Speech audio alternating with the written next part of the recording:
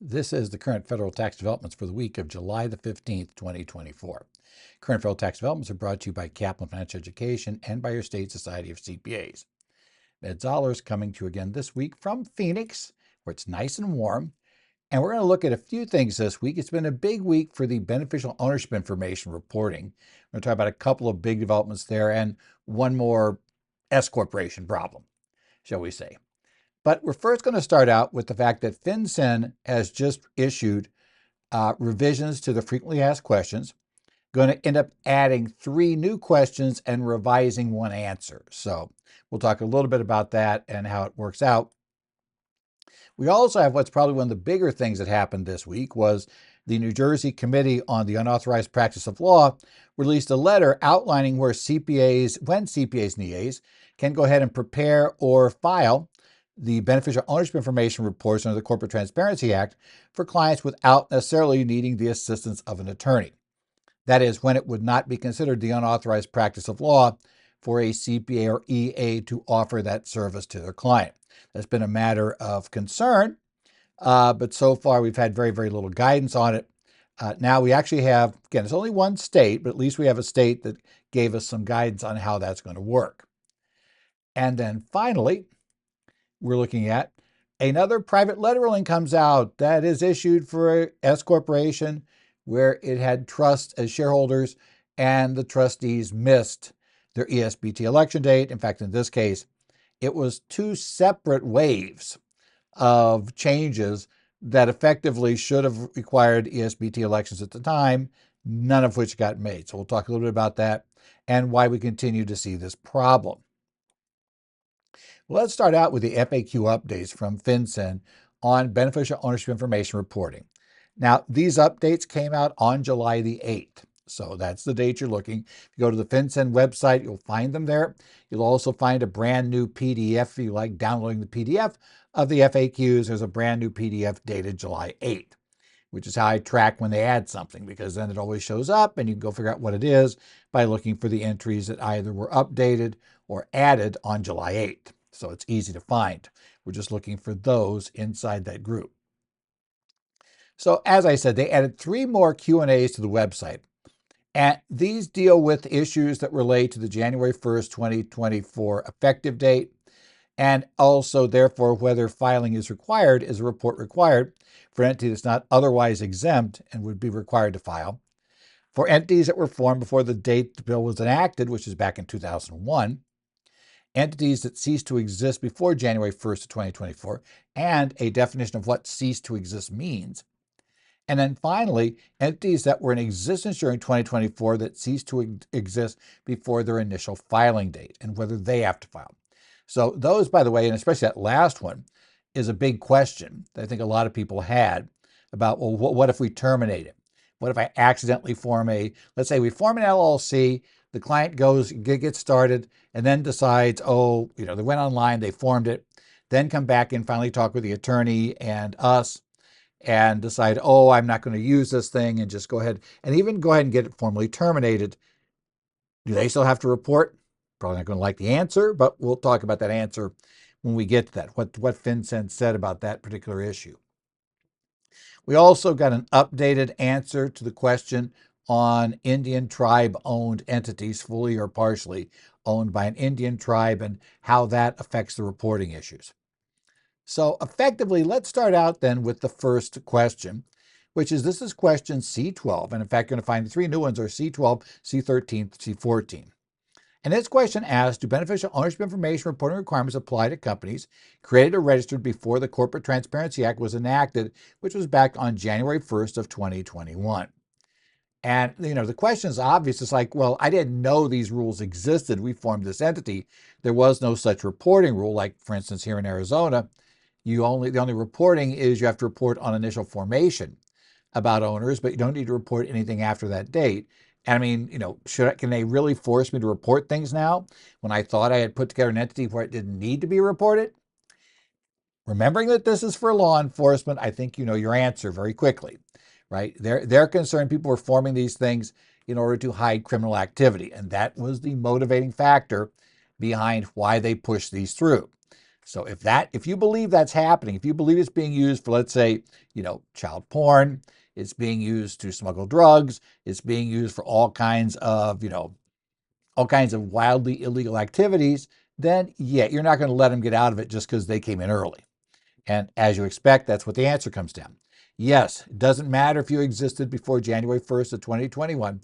Beneficiary ownership information reporting requirements apply to all companies that qualify as reporting companies, regardless of when they were created or registered. Companies not required to report beneficiary ownership information to FinCEN if they are exempt or cease to exist as legal entities before January 1st, 2024. That's going to lead into later questions, but that's the key. So essentially, if you have an entity, whenever it was formed, if it's in existence on January 1st of 2024, or it comes into existence in 2024, right? Basically, it's going to have to file at least an initial report. So we're going to get to that. They're going to make that very, very clear in the later questions. Now, question 13, C13 asks, is a company required to report its beneficial ownership information to FinCEN if the company ceased to exist before reporting requirements went into effect on January 1st, 2024? So, we formed this company back in 1967. It was terminated. This corporation was totally terminated, formally liquidated and cleared. Everything was cleared under state law in 1986. Do we somehow need to still go back and report that thing? And obviously, I think it makes sense, what this answer is going to be. If the company is not in existence, it's not required to report its beneficial ownership information to FinCEN if it ceased to exist as a legal entity before January 1st, 2024. Now, the catch is what that means, and this is going to cause a little problem, I think, especially for those in Arizona. It's going to cause a problem because of a little cheat that has been going on here for many, many years to get around what was a rather messy, formal termination of corporation process. We're going to talk a little bit about that and why that's a potential issue. But what FinCEN says is the entity completed the process of formally and irrevocably dissolving. Now, we turn out they'll eventually back off of formally, but irrevocably dissolving will be an issue, right? It's got to be that way. A company that ceased to exist as a legal entity before the beneficial ownership information reporting requirements became effective on January 1st of 24. That is the effective date. Please keep that in mind, not January 1st of 25. January 1st of 24 was the effective date of these rules. You just had a year if you were in existence on that date to get your initial report in, rather than 90 days or 30 days as the law will eventually get to, but you had a whole year. But that January 1st, 25 date is only a reporting date. Being around on January 1st of 2024 means that you got to report. Once we get to 2024, as soon as you come into existence, it's going to trigger a reporting requirement unless you can show that you meet an exemption. Okay? But that said, a company ceased to exist before that became effective, was never subject to the reporting requirements, and thus is not required to report its beneficial ownership information to FinCEN. Sounds great. Now, they talk here a little bit about how do you actually cease to exist? And it does note that state or tribal law may vary, but typically you complete the process of formally and irrevocably dissolving by, for example, filing dissolution paperwork with its jurisdiction of creation or registration. In Arizona, you would file that document with the Corporation Commission for a corporation. Receiving written confirmation of dissolution. So they will tell you that, yes, you've completed the process. You pay any related taxes or fees. You cease to conduct business, and you wind up your affairs, fully liquidating itself and closing all bank accounts. Now note, that's the entire process. If any of those remain undone as of January 1st, 2024, you are still a reporting entity. Right? You got to get all of those done by the 1st of 24. Not by the 1st of 25, by the 1st of 24. Keep that in mind. 24 is the effective date of the reporting rules. 25 is simply the due date to get that report to FinCEN that you ended up being required to file because you were there on January 1st of 24. That's kind of how you have to view this in this case. If a reporting company continues to exist as a legal entity for any period of time on or after January 1st of 2024, it did not entirely complete the process of formally and irrevocably dissolving before January 1st of 24. Remember all of those steps in the last paragraph? If you hadn't totally completed all of that, then it's required to report its beneficial ownership information to FinCEN, even if the company had wound up its affairs and ceased conducting business before January 1st of 24. So remember that even though maybe you've ceased, you haven't done it, but you haven't formally gotten all the paperwork run through the Secretary of State or Arizona Corporation Commission office, you're still a reporting entity. You've got to report. That's part of the key, at least per FinCEN. Again, this is their interpretation in the FAQs, so you can argue maybe it's at odds with the law, but I got news for you. Most of my clients don't want to be the party to end up going to court and fighting that issue out to find out for sure if they overstepped their bounds. They might have, but again, litigating this probably isn't going to be worth the bother unless you just really love to litigate or you're a very bored attorney that doesn't have many clients and you just would love to just litigate on your own. Probably going to go broke if that's you, but still, if you want to do it, it's fine. Similarly, if a reporting entity or reporting company was created or registered on or after January 1st of 24 and subsequently ceased to exist, then it's required to report its beneficial ownership information to FinCEN, even if it ceased to exist before its initial beneficial ownership information report was due. Again, remember, you have to report because you existed in 24. The due date might be after you've dissolved, might be after you fully liquidated, but yet things still got to report. And there is definite liability on the part of all the beneficial owners if that thing doesn't report. So be very aware of the problem there that you're going to have, because again, penalties apply to everyone in this context. So you can't just say, hey, the entity doesn't exist anymore. What are they going to do? Where are they going to get the money? From you. That's basically the way it works, because the problem will be you are never reported as a beneficial owner of this entity, even though you were by that time, which is your problem. For specifics on how to determine when a company ceases to exist as a legal entity, consult the law of the jurisdiction in which the company was created or registered. A company is administratively dissolved or suspended because, for example, it failed to pay a filing fee or comply with certain jurisdictional requirements. Generally does not cease to exist as a legal entity unless the dissolution or suspension becomes permanent. You can't reverse it. Now, as I said, well known in Arizona that a lot of corporations have been dissolved over the years by going the administrative dissolution route. And by that I mean you simply don't pay the $45 fee. Now, unlike in some states like California, where that's not going to really save you anything, they're going to keep piling up, minimum tax fees forever until you formally liquidate the thing. In Arizona, basically there's nothing really happens. If you have not paid the $45 to the Corporation Commission after a certain time, they will notify you of being administratively dissolved, at which point then you will need to, either pay up and go in and get yourself formally reinstated, or, you just ignore it. And so for years, a lot of people just ignored it. The problem is under Arizona law, and this will be true of a lot of states when you go this route, you just decide, I'm not going to spend time filing all the paperwork. We're just going to pretend the corporation doesn't exist anymore. And eventually the state will just let it go away. As I say, that's dangerous to do in California, but it's been normal activities in other states. The problem is that entity will continue to exist until that period where it can be resurrected ends. And for Arizona, that is 6 years from the day it's administratively dissolved. So it's going to take 6 years while that will still be effectively a reporting entity.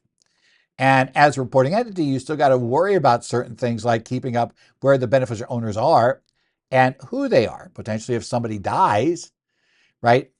And that share is still held in there. Let's say for Arizona State, for estate planning purposes in Arizona, generally people who've seen the attorney are using revocable trusts for that purpose. So living trusts have become irrevocable at death. Well, those shares will just move to the trust and it will have a new beneficial owner likely, if not immediately, probably immediately because of the trustee, but shortly thereafter. I mean, there's a reporting event. Even if the entity is pre-2000 and has no, pre-2000 has no activity, It would otherwise be a kind of, an entity that's just not, non-operating entity, non-existent entity, and it's prior to the date. It doesn't matter because you just had a change of ownership. And in theory, the penalties could apply. So yeah, you want to make sure in every state now, you've got to tell people, no matter how much of a pain it is, if you don't want the BOI problem hanging over you for however many years it would take for an administrative dissolution to become irrevocable, you're going to need to formally dissolve the entity. That'll be your issue when we get there. Okay. Third question that was added: if a reporting company created or registered in 2024 or later winds up at affairs and ceases to exist before its initial report is due, is the company still required to submit that report? And you probably already guessed the answer by now. The answer is yes. It doesn't matter. Now, they already answered in the last question. Technically, if you were in existence on January 1st of 2024, you basically have to file that initial report. They didn't actually talk about if that January 1st, 24 entity was, ceased to exist by 25. But when you read the two questions, it's pretty clear if you're in existence on January 1st of 24, you're going to have to file. In fact, it's even relatively clear of this answer there, but we'll go ahead with this one. They're saying here, because this will apply going forward, it does not matter that I form an entity. Then I might actually talk with the attorney, talk with my CPA, and suddenly decide, hey, this entity makes no sense. We don't need this entity. We don't want to use it. So you go and terminate this LLC or corporation immediately. Nothing's ever been done with it. That thing's still going to file an initial report. Now, they do make clear that, in fact, you don't need to file, and this also is asked for. What happens when you cease to exist? Do we have to file a report saying we're gone? No. It talks about it in this context, but generally it's true. Nothing in the statute, nothing in the rules indicates, the final rule indicates that there is any filing responsibility whatsoever once the entity has ceased legally to exist. They're never notified it doesn't exist anymore. So that may be an oversight of Congress. I may create some messes in the future, but nevertheless, there is no requirement to report the entity is gone, and there's no way to report the entity is gone. So it's just one of those things to understand at this point. Okay. Now, this was the Indian tribe question. This is just a revision on D17. So if you've already read this question, I'm going to go through it very briefly because, it's probably most of you do not have, you have what's effectively a governmental-owned entity or partially governmental-owned entity. And to a large extent, the fact it's an Indian tribe instead of a state, city, county, whatever, not going to make a major change to these things. But apparently there was some questions, so they clarified it, right? They told you that if an entity fully or partially is owned by an Indian tribe, how does it report its beneficial owners? Well, it talks about the nature of the entity owned by the tribe. This informs determination of whether the entity is a reporting company that must report beneficial ownership information. Remember, if it's not a reporting company, we don't care about beneficial owners. You have to keep that in mind. So it then reminds us that a reporting company must report its beneficial owners who directly or indirectly exercise substantial control of the reporting company, and individuals who directly or indirectly own or control at least 25% or more of the reporting company's ownership interests. So the tribe itself is not an individual. It should never be reported as an entity's beneficial owner, even if it exercises substantial control and owns or controls 25% or more of the entity's ownership interests. Entities in which the tribe have ownership interests may still have to report one or more individuals as beneficial owners in certain circumstances, but the tribe will never be, just like the city of Phoenix will never be, a beneficial owner, right? We don't care about entities. This is looking for individuals. Like I said all along, we're looking for people they can throw in jail. You can't throw in jail, the tribal government. You can't throw in jail the city government or the state government. So we need people we can throw in jail, right? That's basically the point of this, is where we're looking. Now, if the entity is a tribal government authority itself, that's not a reporting company. It's a governmental authority. Governmental authorities are not reporting companies, right? This includes tribally chartered corporations and state chartered tribal entities if those corporations or entities exercise governmental authority on the tribe's behalf. Second category, entities' ownership interests are controlled or wholly owned by the tribal government authority. That would not otherwise be exempt because it could be an LLC or corporation. But if the tribe exercises full control, owns all interest, then they suggest you want to look at the fact that subsidiary reporting rules will exempt it, because since the tribe is exempt and it's a wholly owned subsidiary of an exempt entity, then it's exempt, right? They talk about that, wholly owned subsidiaries of exempts. And they have discussion questions there to explain that. So the one you're really going to be reporting on for the most part is when an entity is partially owned by a tribe and is not exempt. In that case, it's basically the same rules as always. If any individual other than the tribe, directly or indirectly, owns 25% of the entity, they will be a beneficial owner, and as well as people that exercise, basically substantial control. And they explain that if they in fact own those interests through an exempt entity or a combination of exempt entities, then a reporting company can report the name of the exempt entity or entities in lieu of their individual beneficial owner information. That's question D12 as that information. So again, updates to the FAQs. I've warned you before, you've got to keep your eye on that site because they keep adding things to it, right? These are the most recent additions on July 8th. Okay. And they also remind you to go look at the small entity compliance guide, and fine, that's there. Now, the next development is something that is unique. It's not just like they added a few more FAQs. On July 9th, there was a letter from Carol Johnston, Committee Secretary Counsel for the New Jersey Committee on the Unauthorized Practice of Law, which is appointed by the Supreme Court of the state of New Jersey, to Alicia Johnson. Sorry about that, I clobbered her name. Who's the CEO and Executive Director of the New Jersey, wrong state, Society of CPAs. Right? This is from UPLC docket number 01-202. And this letter is a rarity. In most cases, we've had lots of discussion of the unauthorized practice of law, right? There's been all these discussions. Whenever we do BOI, and I do a BOI course, we tend to end up talking about, is this the unauthorized practice of law? Is it not the unauthorized practice of law? Or is it somewhere in the middle? Okay. So, but we've had very, very little in terms of formal guidance.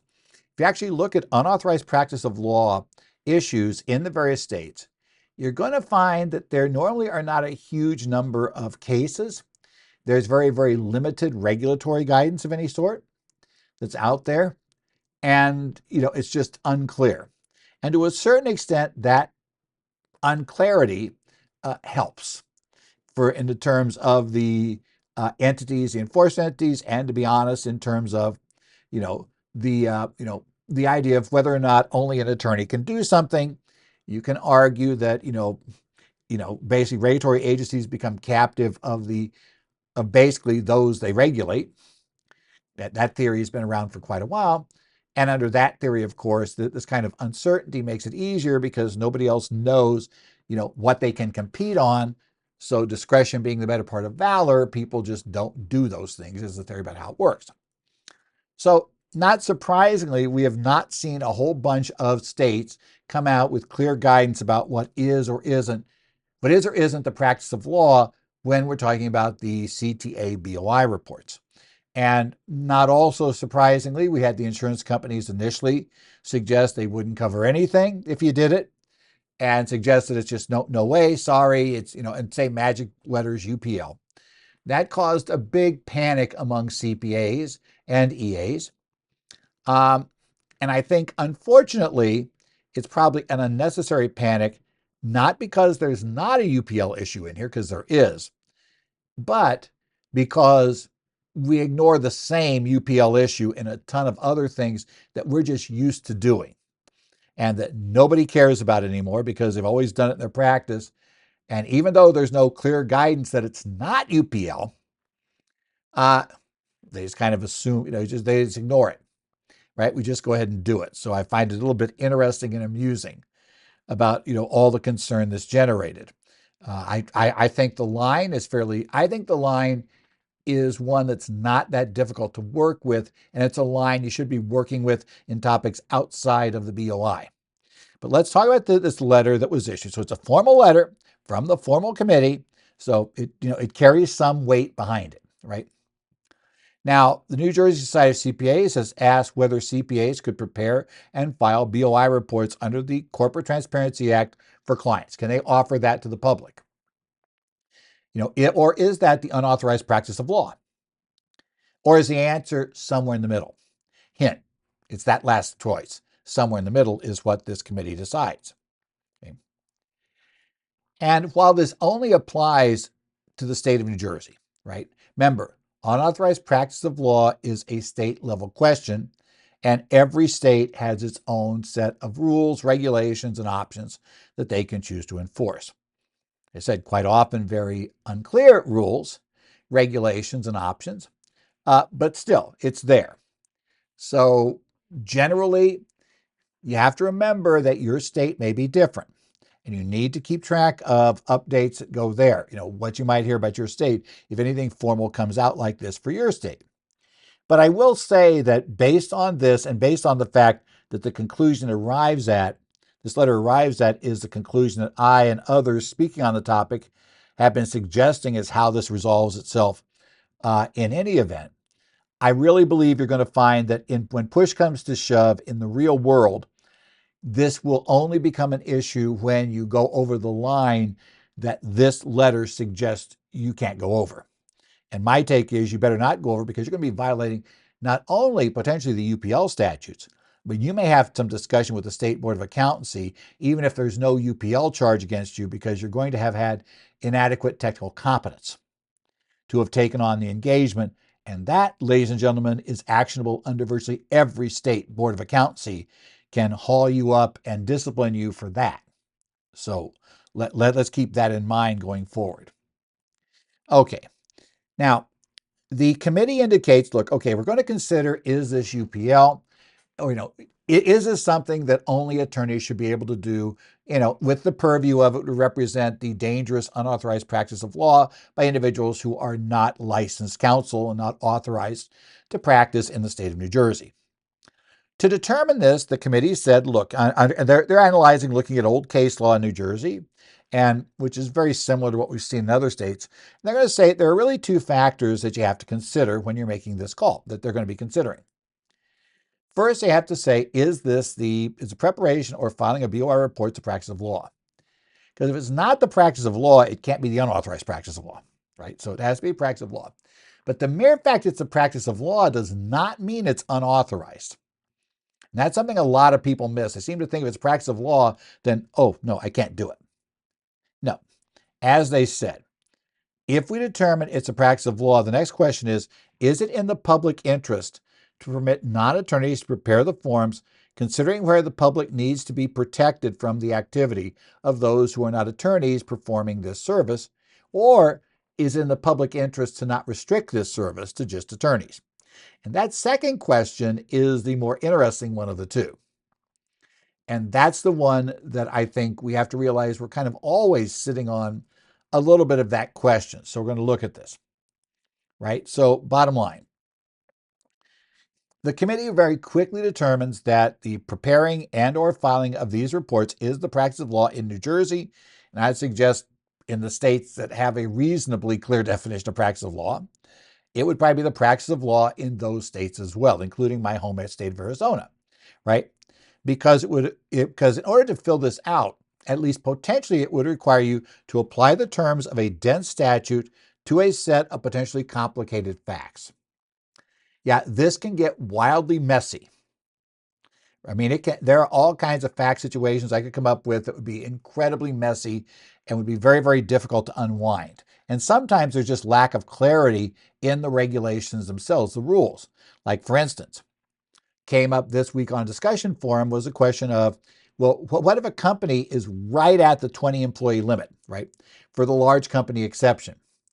So, they regularly, they hire and get rid of people over time, and they're regularly either like at 19 or 21 employees.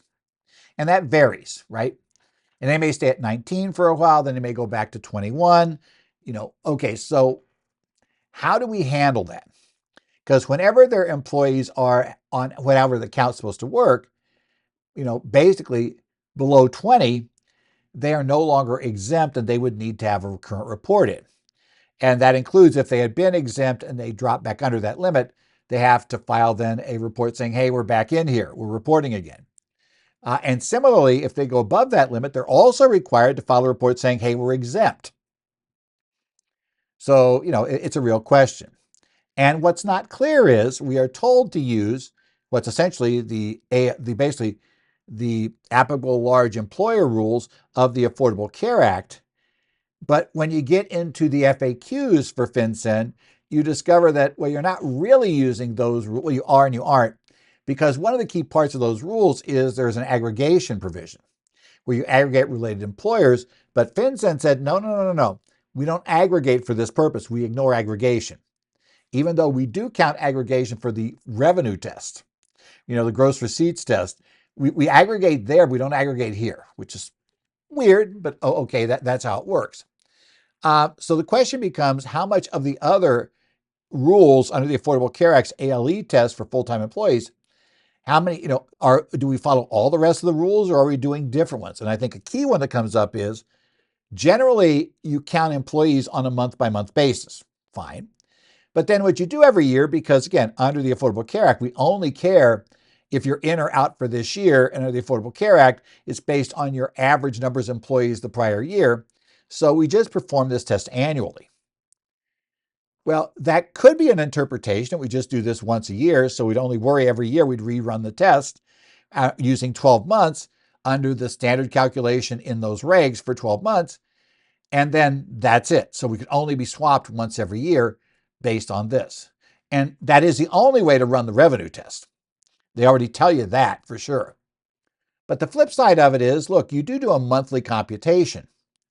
So the question would come up, is in fact the 20 employee test conducted every month? So, because I do that, I can compute that instantly when the month is over, have access to the payroll records, I know what the hours are. And I start looking at people who have 130 or more hours, and count those up. That's my number of full-time employees under the safe harbor, which is probably the thing most people are going to use anyway. So then I know if I'm above or below 20 for the month. And again, full-time employees is tested on a monthly basis under these rules. So clearly, we're not going to really test it under any shorter period. But is it monthly or is it annual? And I'm not sure I'm going to give you a clear answer for that one. That might be one where, in fact, that's one where you might need legal training to try to discern, because this isn't the IRS issuing this rule. It's FinCEN borrowing the IRS rule, but then incorporating it into their own rule, which, how's FinCEN going to interpret this, and what are they going to do? So that's where it could be complicated. But again, there aren't many employers that are going to sit right on that number and keep going above and below constantly. Vast majority of employers are going to be well below 20. You're going to be below 20. We always know they're below it, like my accounting firm here, or they're going to be well above it, and they know they're always well above it, like Walmart. Okay. So what they said was, the committee said, this is the inquiry, it's not just whether all such preparations, or is there, do we need to protect the public in some way, shape, or form? And the answer is, should be allowed to do this. And our key test is, they note that, in fact, the majority of these reports are going to be not the complex ones, are not going to be super complex reports. That's important to understand. The vast majority of reports are going to be very, very simple and straightforward. So the point becomes, now there's not all these weird things to interpret. It's a single member LLC that has one owner, who's the only person involved with this thing in any way, shape, or form. The committee says that is dirt simple. The only beneficial owner is that guy, right? And it doesn't take any severe legal training. It doesn't take huge amounts of legal training to figure that one out. You don't need to be an attorney to make that determination. So now we're going to take a look at that side of the equation, okay? Now, they go back and they look at some historic cases and rulings they've made. They start out with a 1986 case brought by the New Jersey Society of CPAs that raised the question of, could CPAs prepare and file New Jersey inheritance tax returns? Right? New Jersey has an inheritance tax. They also used to have an estate tax. I think technically they still do, but it's 0% rate. It's a weird way. It got out of the law without getting it out of the law, so you could restore it by just changing the rate. But they have an inheritance tax. Is preparing a New Jersey inheritance tax return the practice of law? And if it is, should it be restricted to attorneys? Now, I suspect most people listening to this broadcast would say, hey, no. CPAs, EAs should be allowed to do. That's a tax return. That's what we do, right? That's exactly what we do. Attorneys, get out of the room, right? It's not your thing. Well, or at least you'll fight a little bit over whether it's your thing. But it was a real case back in 1986. So in the case of in reapplication of New Jersey Society of CPAs, which is a case cited there from 1986, we had basically the New Jersey Supreme Court decided if CPAs should be allowed to prepare these returns, or is that the unauthorized practice of law, UPL. Okay. Now, the court ruled again, this is the practice of law. It is applying, again, same basic test. It is applying a complex statute, interpreting it, providing legal advice, etc. And because of that, that would make it the practice of law. But they ended up ruling on much the same basis that, well, CPAs and EAs have training in the area. They have expertise. And to be frank, some of that expertise is expertise an attorney might not have, especially when we're dealing with entities, with accounting provisions, and various other valuation problems and things like that. Not really something in law school you're going to have tons of training on. So we need the other expertise to come in. CPA may not have direct training on it, but they're going to understand those concepts probably a bit better, even there. But it's really tough to argue that business valuation is somehow the practice of law, right? It seems to be in a whole different category. So maybe they're there. So what they decided was, well, it is practice of law because you have to decide, an inheritance tax usually have different classes of beneficiaries. And if you leave it to the right people, you don't pay any tax. You leave it to the wrong people, you pay tax. And you may have different categories of wrong. And if you're in the wrong category, you pay a really high tax rate. If you're in the not really that badly wrong category, you pay a lower tax rate, etc. And there may be interpretations of how people fall into those categories, or how certain property is subject to special rules or is taxed, and what's considered part of the estate, and what's considered part of the inheritance, taxable inheritance, and what's not. So what they said was that CPAs should be allowed to do this because, again, it's not obvious it's outside their expertise. It's not obvious that an attorney's expertise is absolutely necessary in every case to handle this. But the court said the CPAs do have to tell clients that a review of the return by an attorney would be advisable. And that point is, that they're still saying it is a practice of law, and the client needs to make an informed choice to not make use of an attorney, right? So you need to at least tell them that an attorney could do this, and there are some areas of training that the attorney is going to have that are outside the background of the CPA or EA. Okay, fine. May or may not like that ruling, but you've got it, right? So, and the court said in doing this, they noted that any limitation on the practice of law must deal with the overlap of professional disciplines. Reality is, we have a definition in every state of what's considered to be the practice of accounting. And certainly in Arizona, the practice of accounting would include, things like preparing if we had an inheritance tax return, would include that sort of thing. That'd be part of the practice of accounting. And we have the Arizona State Board of Accounts, you have the Arizona Supreme Court, right? Who, the Supreme Court's in charge of attorneys and the Arizona Board of Accounts is in charge of accountants. I mean, otherwise you may end up with this weird thing where if each one says you have to have our expertise to do this, then yeah, not going to work. So, we end up looking at that and kind of working with it. We see what we can do, right? And although it's not stated, arguably a number of BOI exemption rules involve the practice of accounting, like gross income for large entities is definitely a practice of accounting rule, right? It makes a difference there. So that is a key factor when we look at this, how we end up working with it, how we end up handling it. So we need to understand that particular rule, right? That's going to be one of those key issues. And we could end up with no one being able to give advice absent consideration for that overlap. If we don't take that overlap into consideration, then we may end up with, well, you need to be a licensed attorney and a licensed CPA and maybe a licensed business valuation person. and nobody has all of those, or at least maybe 3 people do. So it's a little different structure, right? Letter also refers to the committee's opinion granting non-attorneys limited right to draft corporate documents. UPL Opinion 47 from 2011 was considered, right? And what they considered was, is there any demonstrable harm from allowing a non-attorney to perform this service? They had to take into consideration the cost savings to the public of not limiting it to just attorneys. They had to take into account that people were making the voluntary choice to use a non-attorney, and they should have the right to make that choice. And finally, did the client understand the risk? And if all of that is true, then they can figure out if it's okay for that to happen. And again, in this case, they ruled that, as long as you told them, they should consider having an attorney involved in the drafting, is fine, right? Perform that, advise about the advisability of getting the assistance, but they could still be involved in performing that action. So to apply this to BOI, they decide the public does need some protection due to the fact that there are complexity of some matters under the Act. There are significant criminal and civil penalties involved, and the complex filings that require a lawyer's judgment, training, and expertise. There are some BOIs that only an attorney should touch. Okay. However, most BOI reporting situations are simply not complex, right?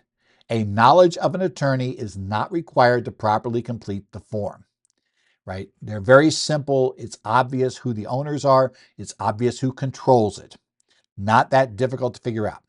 In such cases, there would be a significant cost savings to the public by not requiring everybody to have an attorney assist them if they need any assistance, because a lot of people are just going to be not comfortable, right? They're going to want somebody to fill out a form. They're confused by it. So, if you said they had to go an attorney, they're going to be paying a lot more money than arguably they need to, simply because we're going to restrict it to attorneys, right? They did say there's insufficient information yet to determine if those entities, right, those doing BOI, who had to do BOIs by reports, are aware of the risk of using a non-lawyer, because we don't really know what those risks are yet. The Act is too new to really make determination about, where are these nice bright lines to draw. And frankly, a lot may depend on how FinCEN decides to enforce this. So based on that, the committee concludes that a New Jersey licensed CPA or EA can engage in this conduct if the CPA or EA notifies the client it may be advisable to consult with a lawyer. And specifically, the committee relies on the professionalism of the CPA or EA, to recognize when a filing is complex and is in the client's interest for an attorney to be retained. Now, that last point is simply required. It's not just required by the ruling. AICPA Code of Conduct Ethics Section 0.300.060.04 requires a CPA to assess your competence in the firm's competence to perform the service in question and make a referral or obtain a consultation when the engagement exceeds the personal competence of a member or member's firm. And that particular ethics thing is there on the screen. Notice the underlined italicized portion. It establishes limitation of a member's capabilities by dictating that consultation or referral may be required when a professional engagement exceeds the personal competence of a member or a member's firm. Each member is responsible for assessing his or her own competence or of evaluating whether education, experience, and judgment are adequate, their own, for the responsibility to be assumed. You did not go to law school. There is going to be some issues here. You did not have training in, weighing all the historical case law. You probably don't have the resources to look at all that case law, even if you had the competence to do it. So you need to refer a complex one out. Fairly clear, right? Compliance with this is required often either by direct reference to the Code of Conduct by the State Board of Accountancy Regulations, Arizona Accountancy Rule R4-1-455.A, and New Jersey NJAC 13:29-3.19. Both incorporate the AICPA Code of Conduct, basically. Unless it's against state law, unless it goes against the state law itself or the rules of the board, it's considered to be binding on you. And sometimes, even in New Jersey, they have an explicit regulation that requires you to do the same, right? So that's there. This is in line with what carriers have been suggesting, what many have been suggesting all through this. Myself, Jim Hamill, who I heard lecture in New Mexico, made the same comment of, the simple ones the CPA probably can do. It probably should be doing. CPA or EA should be doing if the client themselves is not comfortable in doing it. But as you get to more complex ones, you really need to be referring this over to counsel. So simple BOI reports where the client wants assistance can be handled by the CPA or EA, but as CPA or EA has got to be aware of when the matter has strayed into legal analysis and may require the client to seek legal counsel. While we may not be legal experts, we should be able to recognize when this thing is something we're in over our head on. So that's going to be key, right? It's also to be sure anybody in taxes document they've informed clients of the need to do this. Because especially now with what FinCEN said about CPAs and EAs helping clients do this, what this letter is now saying and where the insurance carriers are going, you could be in trouble for not having informed a client about these rules. So be there. And remember, the real problem is not the legal issue for practice of law. It's trying to figure out how to get the clients to notify us or the attorney or whoever when there has been a change in situation that requires an updated report. Okay. Finally, we have the last of the PLRs, another case where an S corporation advisors appeared to have been asleep at the wheel regarding trust being S corporation. It's a private letter ruling 2024 28001 issued on July 12th. The IRS continues to be extremely forgiving when people blow ESBT elections, which is okay. But they always collect the private letter ruling fee when this happens, so be aware of that. In this case, we have a trust holding shares that went through two separate major changes, right? Presumably professional advice, but somehow missed the elections both times, okay, and had to ask for relief. Originally, the trust involved was 100% grantor trust. That is eligible to be an S corporation, no elections needed, nothing fancy. However, somewhere down the line, the trust was revised to no longer meet the requirement, intentionally revised to no longer be a grantor trust. And it had provisions in it that would allow the trust to be an electing small business trust. Fine, so it was eligible to make the election, but the election was never made by the trustee. Okay. But it gets worse. So the S election is already terminated here, but let's keep going. Further down the line, the trust was then subdivided under terms of the trust into 4 separate shares, creating separate shares subtrust under IRC section 663C. Again, these separate shares met the requirements to be treated as an ESBT. But again, since they're considered effectively for trust, we need new elections. We didn't have any to begin with, so I guess maybe we won't say new, we just need an election. Again, though, none of the trustees made the election, so the election was not made. So even if the election had been terminated, it would be terminated now. Eventually, the S corporation noticed a problem. Probably often it's due to a due diligence review when the pros sale to a larger entity where they want this fixed. And the corporation files for a PLR to retroactively restore S status, paying legal fees probably and fees to the IRS for the letter ruling user fee. The IRS agreed these terminations were inadvertent. They agreed to restore the S status, continue on the ESB elections being timely filed by the deadline in the letter. And so you get out of it, but you pay quite a bit. Clearly, there's a big problem in this area because these rulings keep on coming and the situations are just getting worse. They're getting wilder. If you are involved in trust or estate work, make sure you understand the QSST and ESBT election rules, right? If you're near this and it screws up, you're going to be one of the people called in for liability for paying for all that work. Make sure you read the documents to determine if it appears that such an election was contemplated by the drafter of the documents. Make sure you explicitly tell the attorney. You may have an attorney who's simply an estate expert and it never works with S corporations. I actually had an attorney a few years ago told me that. She said, I don't do S stuff. You tell me that we're doing okay, do the S stuff at this point. Right? It's not my area. Okay, fine. So we of course, were talking to her about the S side of the equation to make sure that we didn't blow the S election. So make sure you understand that. Similarly, if you handle S corporation clients, be sure to inquire about whether any share has been transferred to a trust. A client might not tell you that. Even if it goes to a grantor trust, remember that thing, if the trust is changed, will become non-grantor and we will have a problem, as in this case, right? Make sure you document why the trust is an eligible shareholder. It's the legal owner of it. Why is it eligible to be an S shareholder?